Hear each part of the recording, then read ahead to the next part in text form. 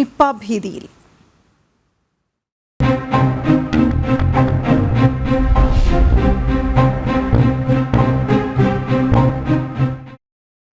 ഭീതി വേണ്ട, ആശങ്ക വേണ്ട, ജാഗ്രത മതി എന്നൊക്കെ പറയുമ്പോഴും ഇത് എങ്ങനെയൊക്കെ വ്യാപിക്കുന്നു, എത്രത്തോളം വ്യാപിക്കും, എങ്ങനെയൊക്കെയാണ് ഇതിനെ നേരിടേണ്ടത്, ഇപ്പോഴും ഒരു ക്ലാരിറ്റി വരുത്തേണ്ടതുണ്ട്. കണക്കുകളൊക്കെ ശരിയാണോ എന്ന ആശങ്ക കൂടിയുണ്ട് ഒരു വശത്ത്. അത് തുറന്നു പറയാത്ത ഘട്ടങ്ങൾ പലപ്പോഴും ഉണ്ടായിട്ടുണ്ട്. നമ്മൾ ഇതിനു മുൻപും കണ്ടിട്ടുള്ളതാണ്. ഇപ്പോഴും അത് ജനങ്ങളിൽ വലിയ ആശങ്ക ഉണ്ടാക്കുന്നുണ്ട്. അപ്പോൾ എങ്ങോട്ട് ഇറങ്ങാം, എങ്ങോട്ട് ഇറങ്ങിക്കൂടാ, എന്ത് ചെയ്യാം, എന്ത് ചെയ്തുകൂടാ, ആരോട് മിണ്ടണം, ആരോട് മിണ്ടിക്കൂടാ, ഈ കാര്യങ്ങളെക്കുറിച്ച് പോലും വ്യക്തത ഇല്ലാതെയാണ് പക്ഷേ ആ നാട്ടിലെ ജനങ്ങളെങ്കിലും മുന്നോട്ട് പോകുന്നത്. നമുക്ക് ആശങ്ക തീർച്ചയായിട്ടും ഉണ്ട്. ഓരോ ദിവസവും എനിക്ക് തോന്നുന്നു ഓരോ മണിക്കൂറിലും ഇത് സംബന്ധിച്ച കൃത്യമായ ബോധവൽക്കരണം, കൃത്യമായ വിവരം, യഥാർത്ഥ വിവരം ജനങ്ങൾക്ക് നൽകിക്കൊണ്ടേ ഇരിക്കണം. ഏതായാലും ഇന്ന് ഈ ആദ്യത്തെ ജീവനെടുത്ത സ്ഥലത്ത് ഇന്ന് കേന്ദ്ര സംഘം അല്ലേ എത്തുമെന്നാണ് പറയുന്നത്. പൂനെ വൈറോളജി ഇൻസ്റ്റിറ്റ്യൂട്ടിന്റെ മെഡിക്കൽ ലാബ് ഇന്ന് കോഴിക്കോട് ജില്ലയിൽ എത്തിക്കുമെന്നാണ് അറിയുന്നത്. രാവിലെ 10 മണിയോടെ ആരോഗ്യമന്ത്രിയുടെ അധ്യക്ഷതയിൽ മലപ്പുറം കളക്ടറേറ്റിലെ അവലോകന യോഗവും ചേരും. ഇപ്പോൾ നിലവിൽ 330 പേരാണ് സമ്പർക്ക പട്ടികയിലുള്ളത്. ഇവരിൽ 101 പേർ ഹൈ റിസ്കിലുള്ളവരാണ്. നമുക്ക് സോണൽ കൃഷ്ണയിലേക്ക് പോകാം, അവിടെ നിന്ന് തത്സമയ വിവരങ്ങൾ എടുക്കാം. അതെ സോണൽ, 330-ൽ 101 പേർ ഹൈ റിസ്ക് എന്ന് പറയുമ്പോൾ എത്രത്തോളം ആശങ്കാജനകമാണത്, എത്രത്തോളം പേടിക്കണം, എന്താണ് അവിടെ നിന്നുള്ള ഡോക്ടർമാരും മറ്റുള്ളവരും പറയുന്ന അല്ലെങ്കിൽ നൽകുന്നൊരു സൂചന? പ്രദീപ്, പ്രധാനമായി പറയേണ്ടത് ഈ 330 പേരാണ് നിരീക്ഷണത്തിലുള്ളത്. അത് ഇന്നലെ വൈകിട്ടെടുത്ത കണക്കാണ് ഈ 330 എന്നുള്ളത്. പക്ഷെ ഇന്നത്തെ അവലോകന യോഗത്തിൽ ആ കണക്ക് വീണ്ടും കൂടാനാണ് സാധ്യത. കാരണം ഇന്ന് ആ കുട്ടിയുടെ ബസ്സിൽ ഉൾപ്പെടെ യാത്ര ചെയ്തിരുന്നു. അതിന്റെ എല്ലാം വിവരങ്ങൾ വെച്ചൊരു പുതിയ റൂട്ട് മാപ്പ് കൂടി തയ്യാറാക്കുമെന്നാണ് കഴിഞ്ഞ ദിവസം ആരോഗ്യ പ്രവർത്തകർ പറഞ്ഞത്. എങ്കിൽ അത്തരത്തിൽ നോക്കുകയാണെങ്കിൽ ആ എണ്ണം ഇനിയും വർദ്ധിക്കാൻ സാധ്യതയുണ്ട്. പക്ഷെ ഇതിൽ ആശങ്കപ്പെടേണ്ട ഒരു കാര്യമില്ല എന്നാണ് ആരോഗ്യ വകുപ്പ് വീണ്ടും ആവർത്തിച്ച് പറയുന്നത്. കാരണം ഈ 330 പേരിൽ നെഗറ്റീവ് ആകുന്ന ഒരു സാഹചര്യമാണ് ഉള്ളത്. അതുകൊണ്ട് തന്നെ ആരും ആശങ്കപ്പെടേണ്ട ഒരു സാഹചര്യം ജില്ലയിൽ ഇല്ല എന്നുള്ളതാണ് ആരോഗ്യവകുപ്പ് ആവർത്തിച്ച് പറയുന്ന ഒരു സാഹചര്യമുള്ളത്. അതുകൊണ്ട് തന്നെ ജാഗ്രത പുലർത്തേണ്ട സ്ഥിതിയുണ്ട്. ഇതിൽ ഈ 330 എന്ന സംഖ്യയിൽ 101 പേരാണ് ഹൈറിസ്ക് വിഭാഗത്തിൽ വരുന്നത്. അതായത് ഈ കുട്ടിയുമായി സമ്പർക്കം പുലർത്തിയതിൽ ഏറ്റവും അടുത്തുള്ള ആളുകൾ എന്നാണ് ഈ 101 പേരെ കണക്കാക്കുന്നത്. അതിൽ നമുക്കറിയാം ഈ 330 എന്ന നമ്പറിൽ 68 പേർ ആരോഗ്യ പ്രവർത്തകരാണ്. ഈ കുട്ടിയെ ചികിത്സിച്ചത് ഉൾപ്പെടെയുള്ള ആരോഗ്യ പ്രവർത്തകരാണ് എന്നുള്ളത് കൂടി പ്രധാനമായി പറയേണ്ടതുണ്ട്. എന്തായാലും ഇന്ന് 10 മണിയോട് കൂടിയിട്ട് ഒരു യോഗം, അവലോകന യോഗം ആരോഗ്യമന്ത്രിയുടെ നേതൃത്വത്തിൽ ചേരുന്നുണ്ട്.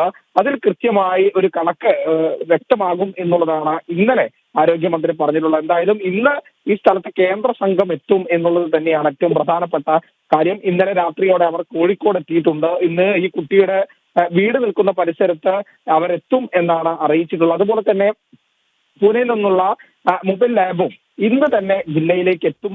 അത് എത്തുന്നതോടുകൂടി കൂടുതൽ സാമ്പിളുകൾ പെട്ടെന്ന് തന്നെ പരിശോധിക്കാൻ വേണ്ട സജ്ജീകരണങ്ങൾ ഉണ്ടാകും എന്നുള്ള കാര്യം കൂടി ആരോഗ്യ വകുപ്പ് വ്യക്തമാക്കുന്നുണ്ട്. കാരണം ഈ ഹൈ റിസ്ക് കാറ്റഗറിയിലുള്ളവരെ എല്ലാം തന്നെ ടെസ്റ്റ് ചെയ്യേണ്ടത് അനിവാര്യമാണ്. അതുകൊണ്ട് അത്തരത്തിൽ ടെസ്റ്റുകളുടെ എണ്ണം കൂട്ടാനുള്ള ഒരു സാധ്യത ഇന്ന് നിലനിൽക്കുന്നുണ്ട്. ഇന്നലെ 7 പേരെ ആയിരുന്നു ടെസ്റ്റ് ചെയ്തിരുന്നതെങ്കിൽ അത് ഇന്ന് കൂടാൻ, വർദ്ധിക്കാനുള്ള സാധ്യത ഏറെയാണ്. എന്തായാലും ഇതിന്റെ, അതായത് ഈ രോഗത്തിന്റെ ഉറവിടം സംബന്ധിച്ച ഏകദേശം സൂചന ആരോഗ്യ വകുപ്പിന് ലഭിച്ചിട്ടുണ്ട് എന്നാണ് ഇന്നലെ ആരോഗ്യമന്ത്രി പറഞ്ഞത്. അതായത് ഈ കുട്ടിയും സുഹൃത്തുക്കളും വീടിനടുത്തുള്ള ഒരു പറമ്പിൽ നിന്ന് അമ്പാഴങ്ങ പറിച്ച് കഴിച്ചിരുന്നു. പക്ഷെ ഇന്നലെ അവിടെ ആരോഗ്യ പ്രവർത്തകരും മറ്റും എത്തിയ സമയത്ത് അവിടെ വവ്വാലിന്റെ സാന്നിധ്യം സ്ഥിരീകരിക്കുന്ന സ്ഥിതിയുണ്ടായി. പക്ഷേ ഇതെല്ലാം തന്നെ ഈ ഉറവിടം ഇത് തന്നെയാണോ എന്ന കാര്യത്തിലൊക്കെ ഒരു സ്ഥിരീകരണം വരേണ്ടതുണ്ട്. കൃത്യമായ പരിശോധനയ്ക്ക് ശേഷം മാത്രമേ അക്കാര്യത്തിൽ ഒരു സ്ഥിരീകരണം കൊണ്ടുവരാൻ കഴിയൂ എന്നുള്ളതാണ് ഏറ്റവും പ്രധാനപ്പെട്ടത്.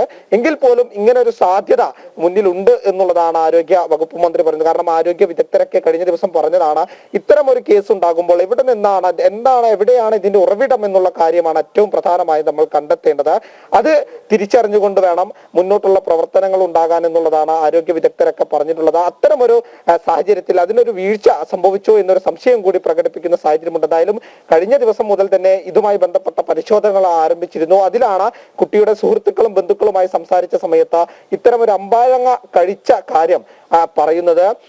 സൂചന മാത്രമാണ്, ഇതിലൊരു സ്ഥിരീകരണം കൂടി പരിശോധനകൾക്ക് ശേഷം വരേണ്ടതുണ്ട് എന്നുള്ളത് തന്നെയാണ് ഏറ്റവും പ്രധാനപ്പെട്ടത്. എന്തായാലും ഈ സംഖ്യ, അതായത് സമ്പർക്ക പട്ടിക ഇനിയും വർദ്ധിക്കാൻ സാധ്യതയുണ്ടെങ്കിൽ പോലും ആശങ്കപ്പെടേണ്ടതില്ല. രോഗലക്ഷണങ്ങൾ ഇതിൽ ആരും തന്നെ കാണിക്കുന്നില്ല എന്നുള്ളത് തന്നെയാണ്. ഈ കുട്ടിയുടെ അടുത്ത ബന്ധുക്കൾ, അച്ഛൻ ഉൾപ്പെടെയുള്ളവർ ഇതിലൊന്നും തന്നെ ഇത്തരത്തിൽ രോഗലക്ഷണങ്ങൾ കാണിക്കുന്നില്ല. അവർ നോർമലാണ് എന്നുള്ളതാണ് കഴിഞ്ഞ ദിവസം ആരോഗ്യമന്ത്രി പറയുന്നത്. എങ്കിൽ പോലും അവർ ഐസൊലേഷൻ നിരീക്ഷണത്തിൽ തുടരുന്നുണ്ട് എന്നുള്ള കാര്യമാണ് ഏറ്റവും പ്രധാനം. മറ്റൊന്ന്, ഈ കുട്ടിയുടെ വീടും സ്കൂളും നിലനിൽക്കുന്ന 2 പഞ്ചായത്തുകൾ, ആനക്കയം, പാണ്ടിക്കാട് പഞ്ചായത്തുകളിൽ കർശന നിയന്ത്രണം ഇന്നും തുടരുന്ന ഒരു സാഹചര്യമുണ്ട്.